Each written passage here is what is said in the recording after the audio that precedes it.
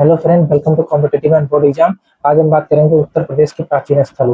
पहला स्थल है बेलन घाटी। बेलन घाटी जो है वो प्रयागराज में पड़ता है। यहाँ से पूरा पाषाण काल से लेकर के नौ पाषाण काल तक के साक्ष्य मिले हैं। दूसरा आता है लोहदा नाला।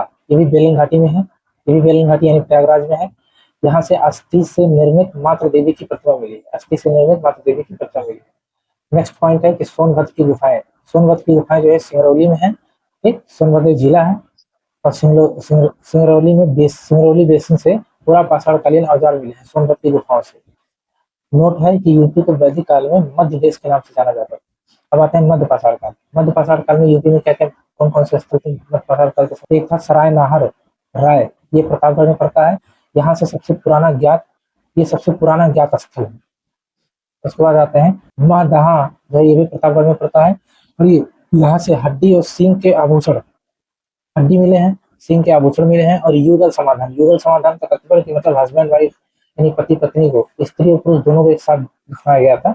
नेक्स्ट है दमदमा। ये भी प्रतापगढ़ में है। यहाँ एक ही कब्र में 3 मानव कंकाल मिले हैं। एक ही कब्र में 3 मानव कंकाल मिले हैं। तो ये जगह याद रखिएगा कि सरायनाहार, मागहा, दमदमा, ये सब याद रखिएगा। अब आते हैं नवपाषाण काल। नवपाषाण काल में एक है कोल्डीमा, ये प्रयागराज में पड़ता है।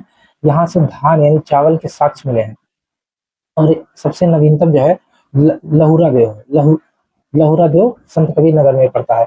सबसे नवीनतम खोज के अनुसार सबसे पुराना चावल यानी कृषि के साक्ष्य मिले हैं तो लहुरा देव से मिले हैं। ये संत कबीर नगर में पड़ता है। अब सिंधु घाटी सभ्यता देखें क्या क्या मिला है। तो सिंधु घाटी सभ्यता जो है हिंदन नदी के तट पे थी। ठीक है, हिंदन जो है यमुना की सहायक नदी। इसका जो आलमगीरपुर है मेरठ में है। आलमगीरपुर एक स्थल है, मेरठ मेरठ में है। ये सबसे पूर्वी स्थल है। यहाँ से कपास के साक्ष्य मिले हैं। और एक जगह और है हुलास, सहारनपुर में ही। इसको जगह का नाम याद रखिए, हुलास कहाँ पे है? सहारनपुर में है। इसका संबंध किससे? सिंधु घाटी सभ्यता से। फिर आते हैं सनौली, बागपत में है। सनौली जो है बागपत में है।